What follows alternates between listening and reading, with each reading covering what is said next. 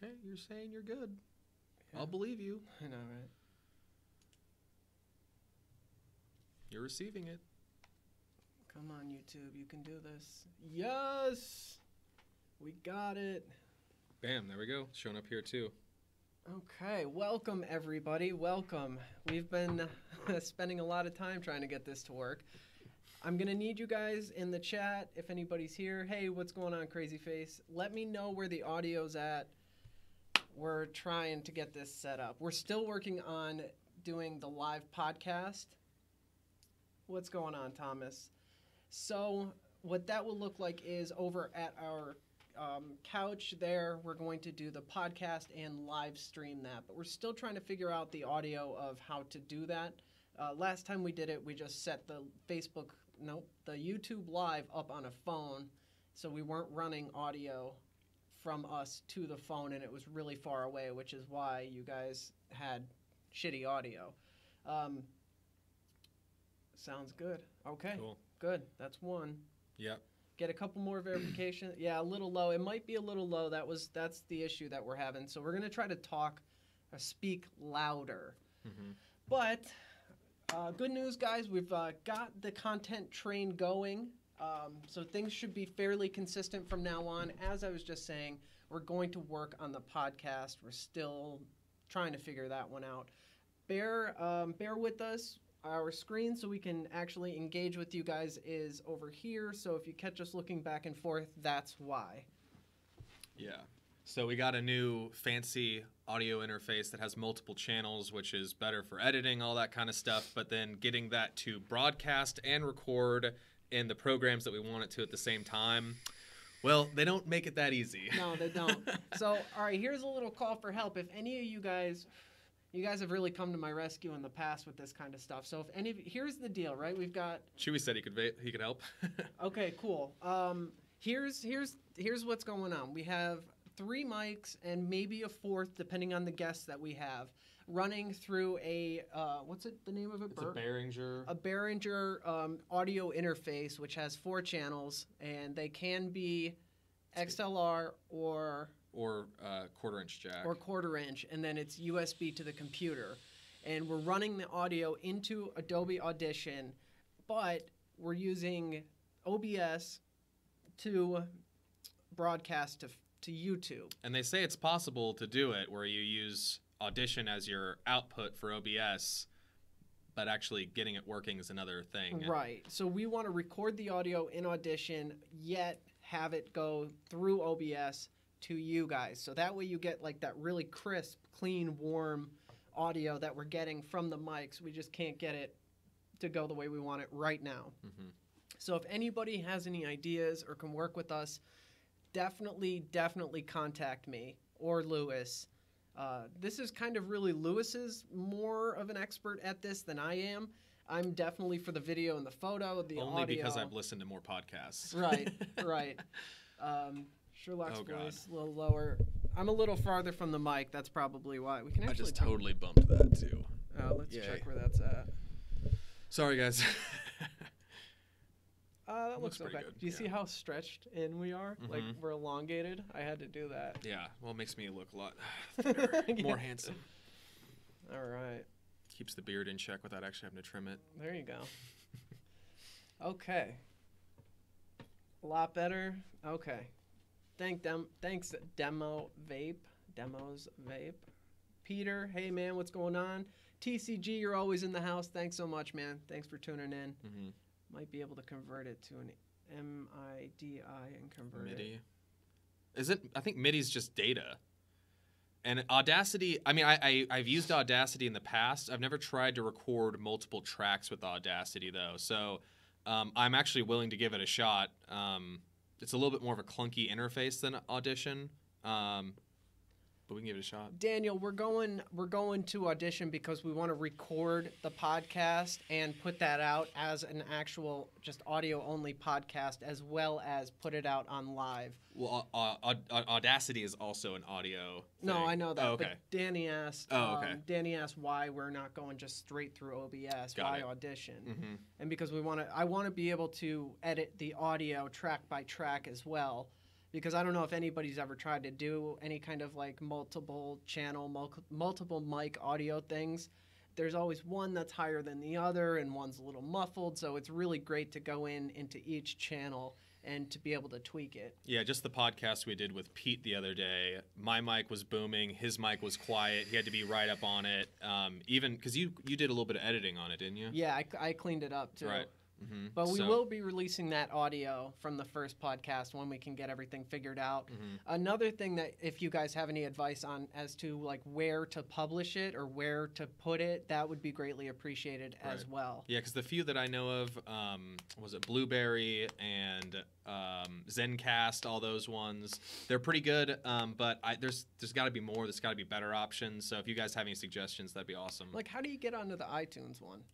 You just have to submit your RSS feed to iTunes. Oh, okay. Yeah, but it's just a matter of like finding hosting that's like not ridiculously expensive. Gotcha. Right. Okay. Yeah, we'll figure it out. Ideally, I'd like to use Adobe's Adobe Edition because I'm very familiar with the Adobe Cloud Suites, but Twitch. Yeah, we're thinking about Twitch actually. Twitch might be a place we're going to stream. YouTube's kind of a priority for us, but we'll see. We're exploring a lot of different options, especially for different types of content delivery. But right. We'll see.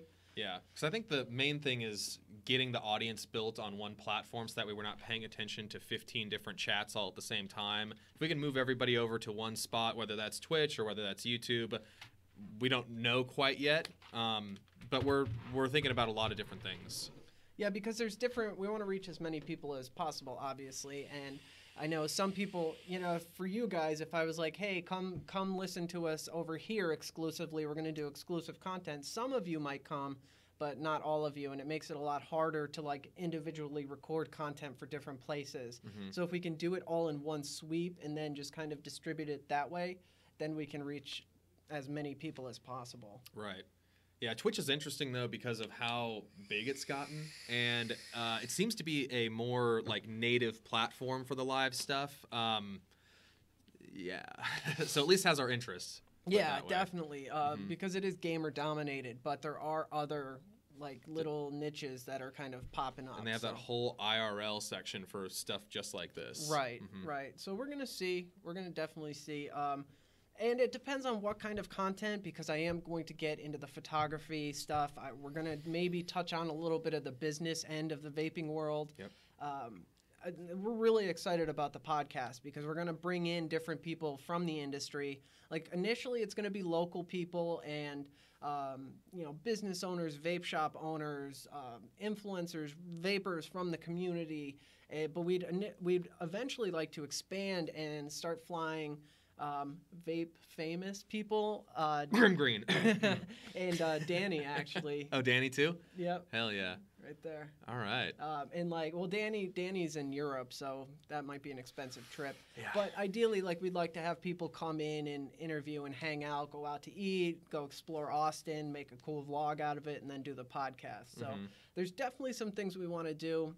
But it's just figuring, we can't even get the mics to work, so we're getting there. Hey, at least got the dynamics now. Yeah. Yeah, so that's where we're at, guys. That's what we have going on. Right now, as far as polished content videos that I'm doing, I'm banging through some like mouth-to-lung pod systems. I'm going to do mouth-to-lung tanks, so like rebuildable mouth-to-lung tanks. I've been getting an unbelievable amount of requests to cover that stuff, and I've been putting it off for a while. And then so with the release of the Hometown Hero Salted, it just felt like a good time to do it. So once I get through that, I'm going to get my build stuff set up here, so I'll start doing more build tutorials. I haven't even built a coil in more than a month now. It's been over a month since I built a coil. So I'm dying to get back into that. Oh, he says moving to Michigan. Danny is? Yeah. Oh, awesome, dude. Awesome. Yeah, we'll definitely have you on. Yeah, Danny, if you can get in touch with me, I'd love to just, you know, be in touch with you. That's awesome, man. That's so cool. I'd love to know the details of why and stuff. That's really cool. Welcome to the U.S., man. Danny's got some really cool content. What part of Europe is he in? Are you in Portugal? That's really funny. If he's in Portugal, I'm literally just about to go out there. It's a Spanish accent, right? The accent you have? I can't remember exactly. Yeah, get those tools back out. That's right. I'm gonna. I need another table here. If you guys have seen my studio tour kind of thing, I'll give you another one now that Portugal. Yeah, yep, cool. Boom. Thought so. I've got everything like pretty much set up here now, and with the amount of equipment that I have, it's an overwhelmingly tight space, and moving things back and forth for the different setups. Like photography, if you're looking at me, so behind you is where photography is, and so the lights have to be switched around for that. And then over at the podcasting, which is to my right, that's, when I have to do that, then the lights go over there. So I'm not sure where I'm going to do the building. Like, I use this desk quite a bit for just all kinds of things. But then when I put the building stuff out, that just takes up so much space. Is that stuff hard to pack away too? It's heavy. It's big. Yeah, so that's not like bring out the foldable table. Right. Mm-hmm. Because I do have one, but wherever I Right. set it up, it's going to be permanent. So I'm thinking maybe this wall. Yeah. But then, like everything else, I need to shoot from here over. I think we're going to have to sell that table. That one? Yeah. Mm. Yeah. We were going to do it for the podcast, but turns out that coffee table worked out a little better. Mm-hmm. Yeah. We initially bought, if you watched the vlog where we were at Goodwill finding furniture, that massive round table. Mm-hmm. It's fucking huge, and we were gonna do the podcast round table style, but then we ended up setting that up, and that kind of just worked. So Yeah. I've got it against the wall right now, and not sure. It's beautiful though. I love the table. Mm-hmm. I just don't know what I'm gonna do with it. Maybe I'll cut it in half and use it like that. Right. I mean, after we got that couch set up, it just seems so much more like comfy and Mm-hmm. warm and intimate. Mm-hmm. Yeah, so it just worked out better. And then hopefully we'll actually be able to start streaming from like real nice DSLR cameras, so the streams will be higher quality. I mean, we're working on a lot of stuff, but we're also not like techie guys. Danny has phenomenal content. Yeah. Yeah. So maybe Danny, I'll pick your brain if that's cool. I'll talk Mhm. to you. Don't you use a capture card? Somebody uses a capture card to go live through a DSLR. I don't know who it is, but you can tell the quality is so much better. Right. So do alien makers work? They're worth the buy. All right, here's my opinion on alien makers. They're cool. They can help. From what I hear, it's a really long break-in time. I don't know if they've addressed that issue yet.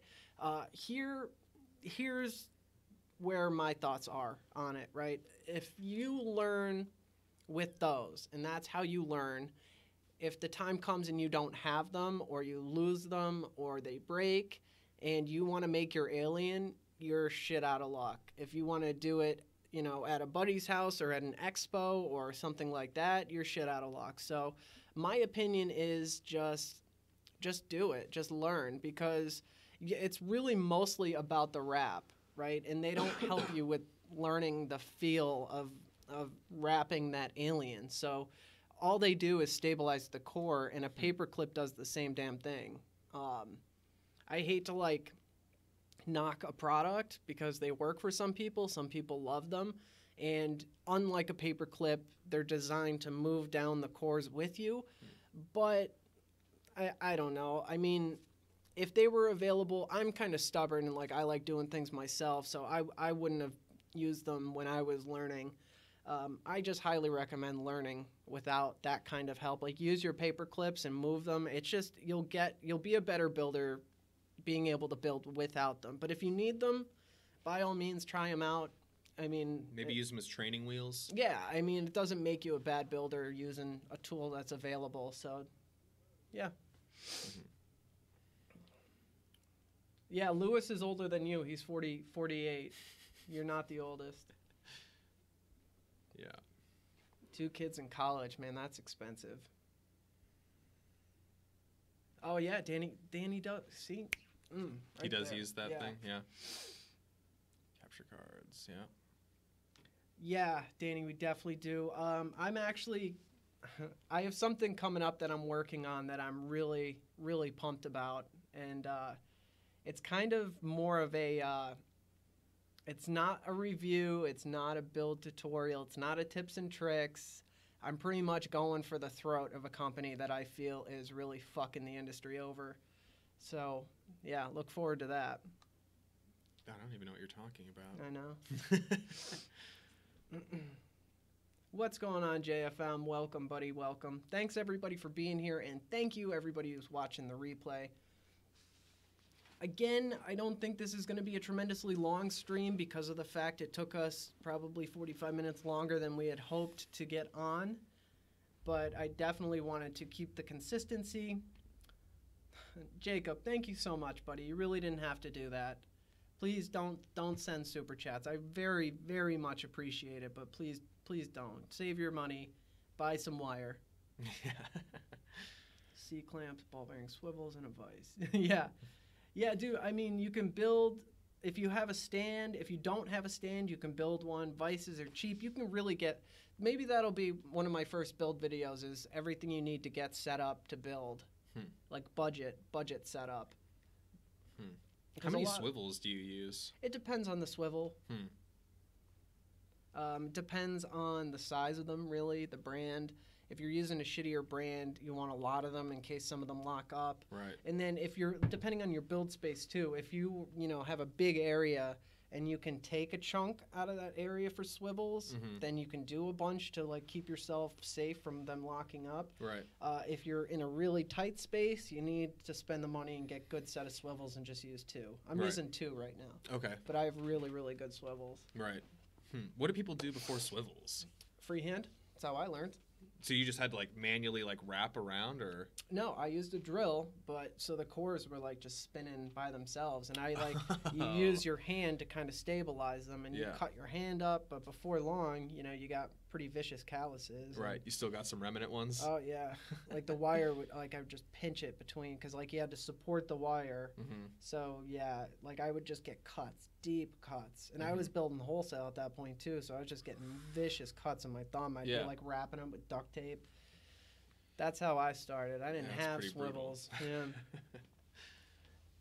Hey Corey, what's up, buddy?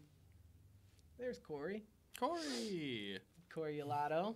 What's up, dude? Did you call him? I have not talked to him yet. I was going to ask you if you did. Yeah. We got to talk to you, Corey. You're in trouble.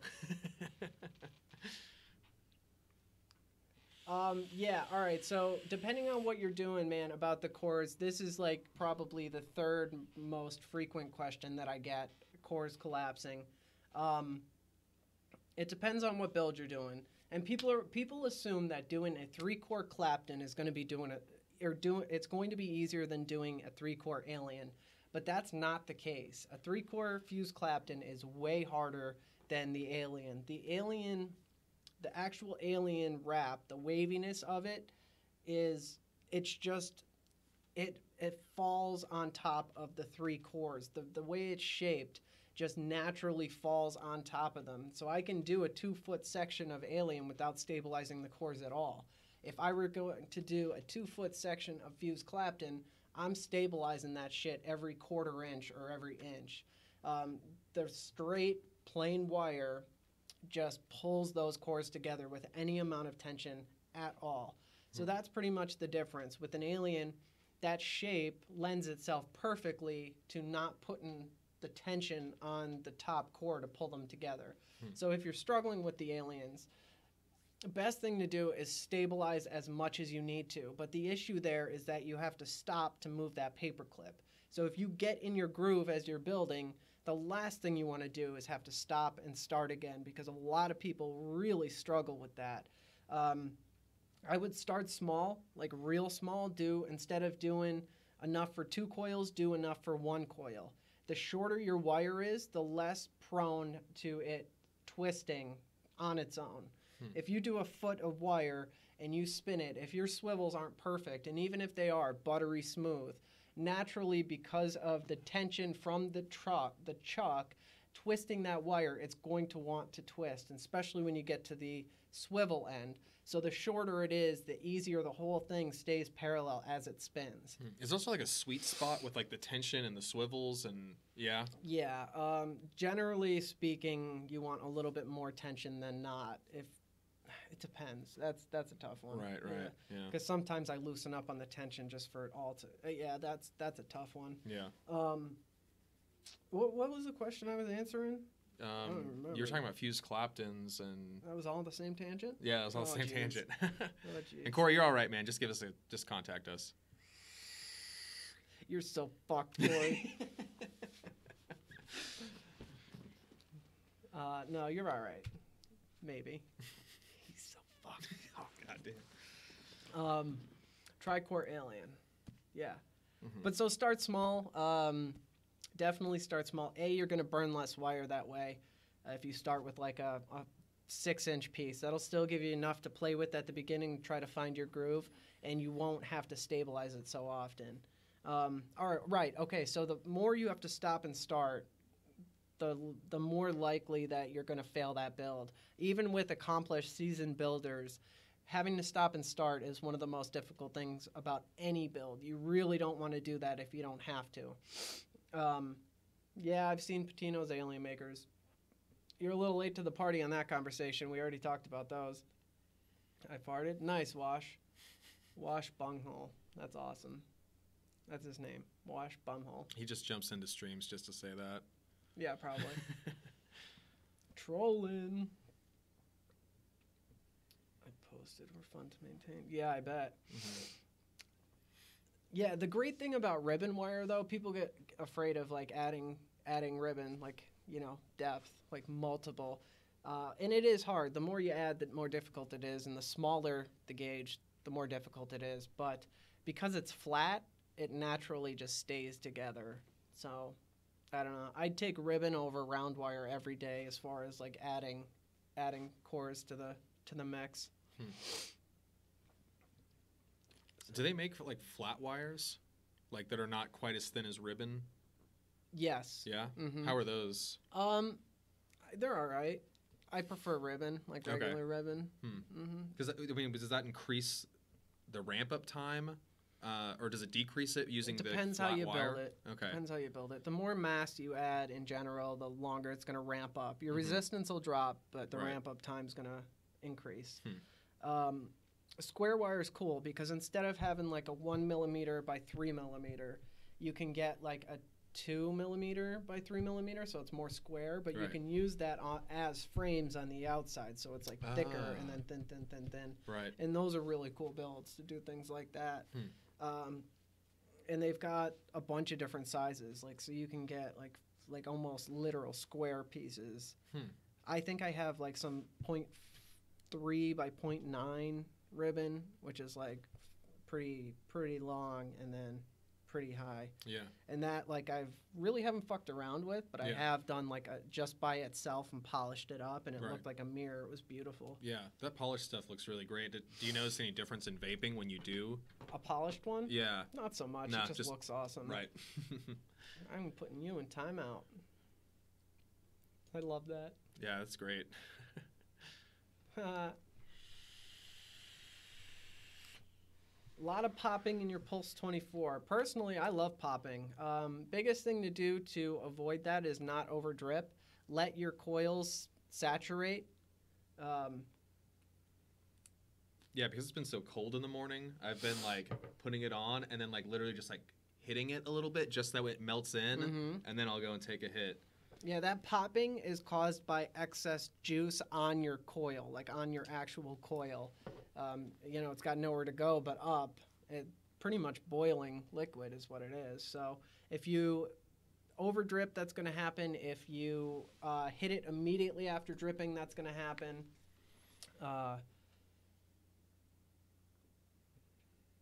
Builder's Boutique. I'm going to have to check that out. Or your coils, if you lower your coils a little bit, that might help as well, but it's generally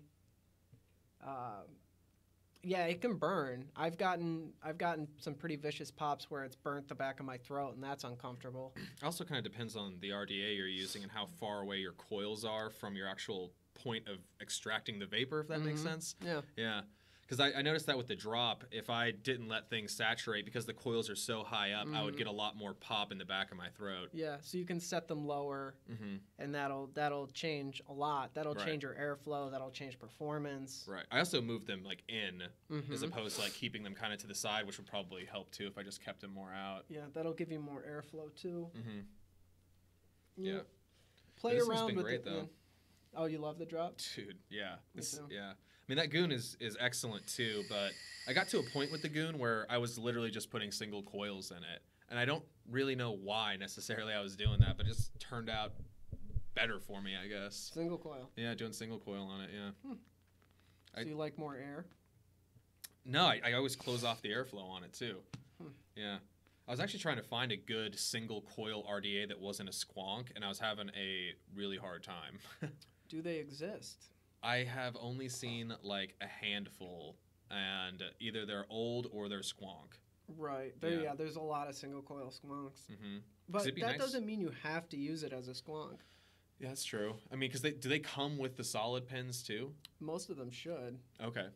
Man, maybe I should just look into that then. Yeah. Because I saw one deck that was like literally like just built all the way over to the side, and like the whole middle part was just for the coil. And I thought that was a pretty interesting design. I don't know how it actually performed, but there's some innovative stuff coming out. I want to try that what is it? The Petrie, the single clamp one. The dot mod? Yeah, the dot mod one. They look so pretty. Yeah, I'll never touch dot mod stuff. Yeah, I know. You told me the story. I won't buy one, but maybe I'll give it a little glance. Yeah, I mean, they're expensive, but people like them. They're nice. They're great for coil shots. People love them. They're a real nice deck. Now they even have like those postless ones. Yeah? Yep. What are you using to vape the single coil? What RDA?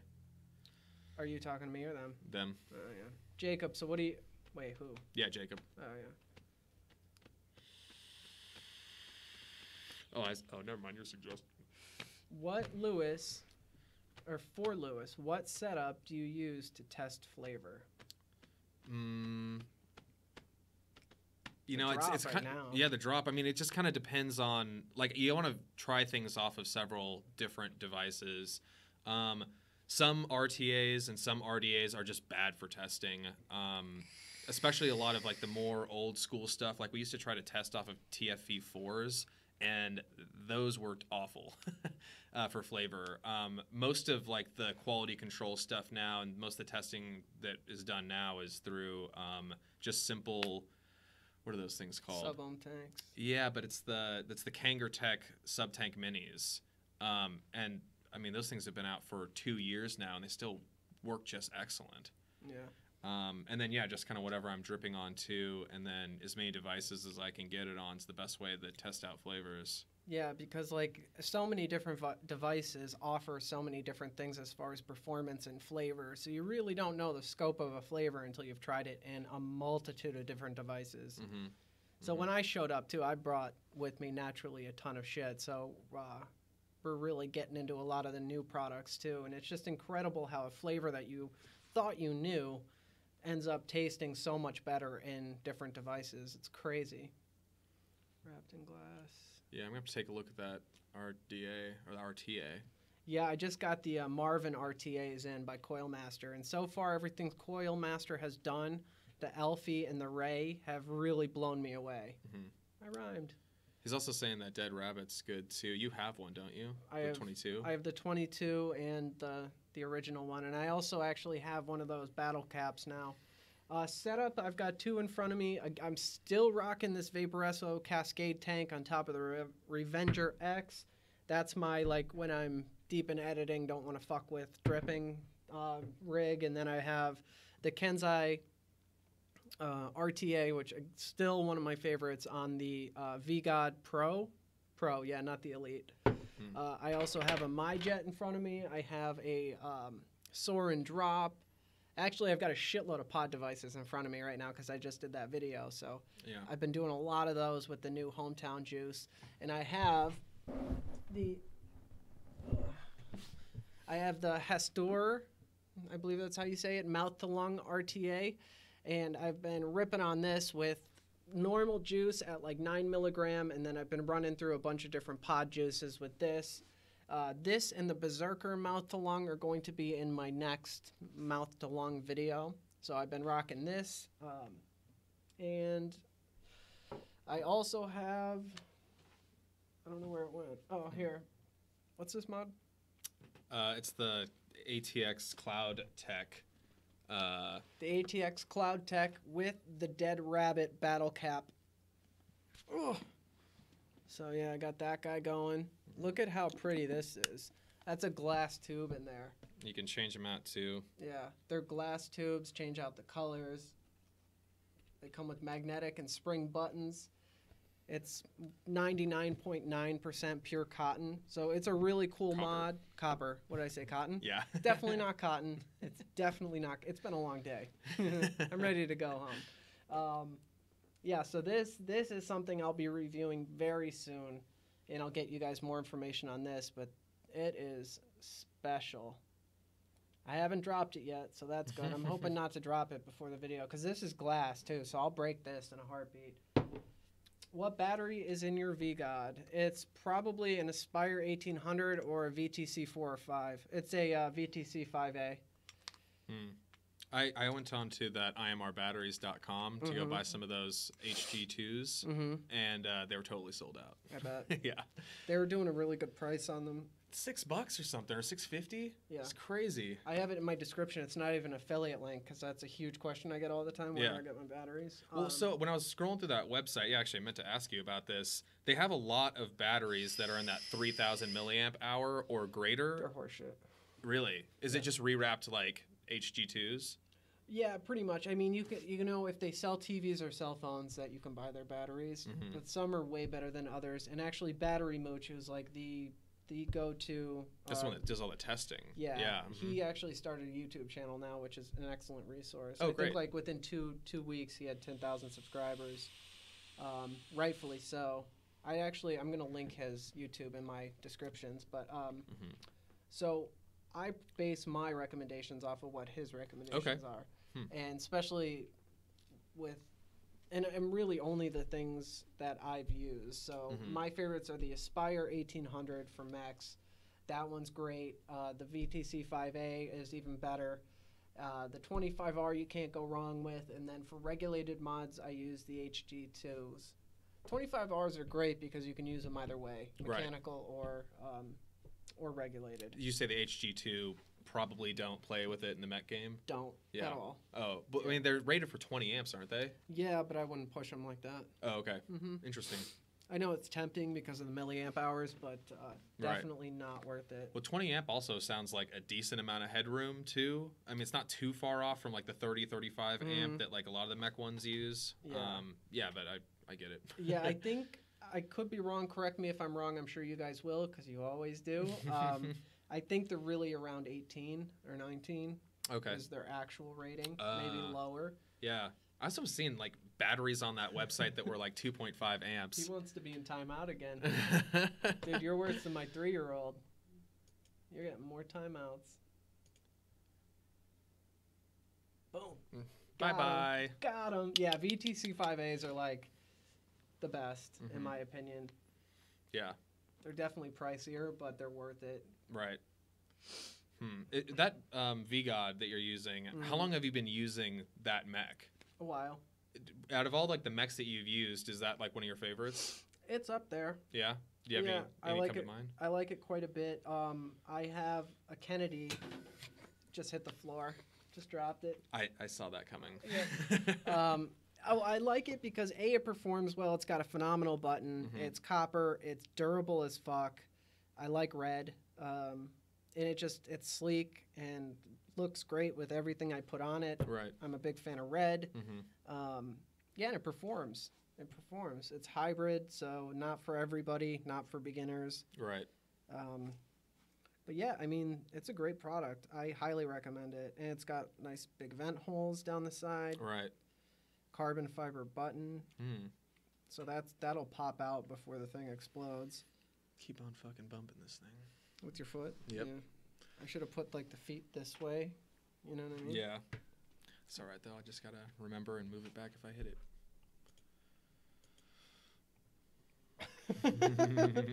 Yeah. good. You guys can still see us. My old school Kennedy's a big one. I've been using I know I'm late to the party on this one, but the RX Machina by Wismach. That's cool. Corey built aluminum drip tip. Oh wow, nice. What's the deal like with the hybrid versus what do you even call the other one? Non-hybrid?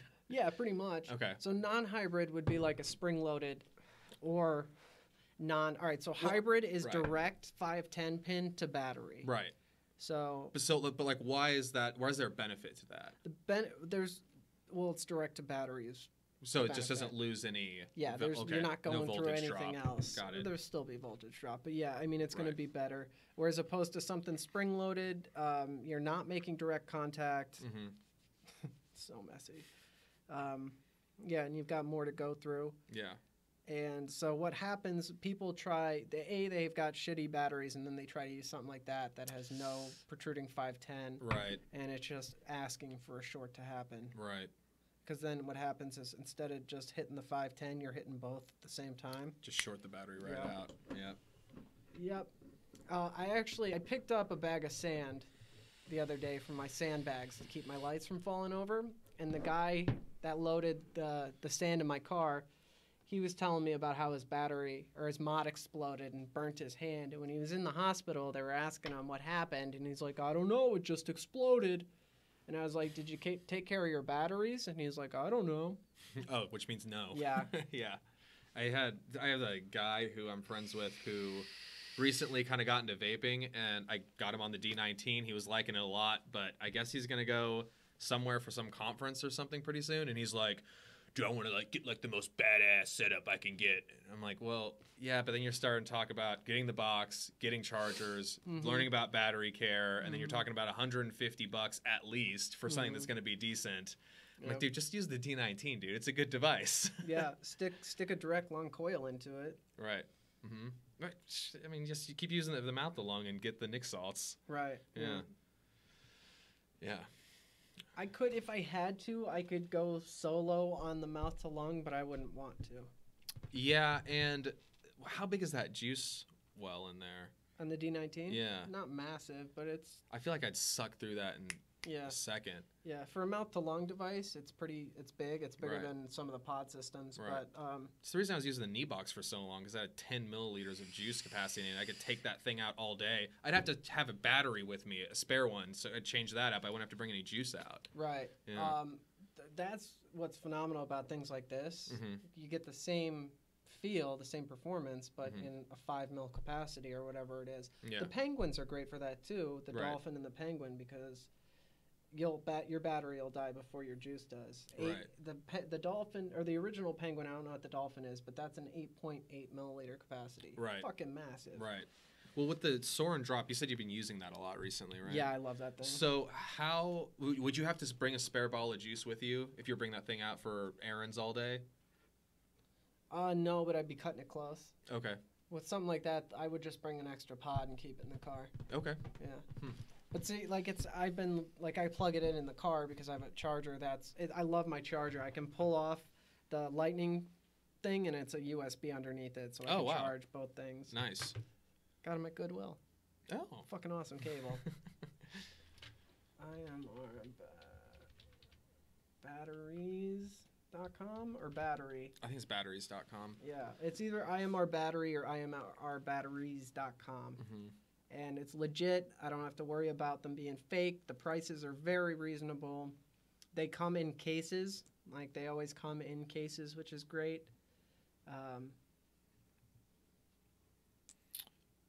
Somebody asked about a mech that they purchased. The Praxis CKS mechs. Have you ever used any of those? I have not. Okay. And then what about the VTC6s? Blair was asking. She said she uses those. VT6? Yeah, VTC6. They are like the equivalent of the GH2. Like, I would not use those in a mech or anything like that. Again, high milliamp hours, but really shitty amps. Don't use those in anything unregulated. They're fine for a box mod that's regulated, but I would not use them for a mech. My only recommendation, people ask me, oh, can I use this battery in a mech? And I tell them if it's not a VTC 5A or an Aspire or a 25R, I'm not going to tell you, yeah, go ahead. Right. And they're like, well, can I do it? I'm not going to tell Technically. you. Yeah. And I don't even say that. I just say, I'm not going to say either way because you blow your ass up. And it's like, oh, well, he said I could do it. Right. Corey was asking if we actually put salt in our juice. I think he's joking with that one. But the funny thing is, Corey, people are actually asking that question, which is why you're going to be doing a video on that pretty soon. Yeah. And I've been rocking the MyJet for months and months and months now. Like, I've been on the pod train for a while, and I got that question frequently as well. So it's high time I did a video about it. I'm going to start actually addressing the questions that I get.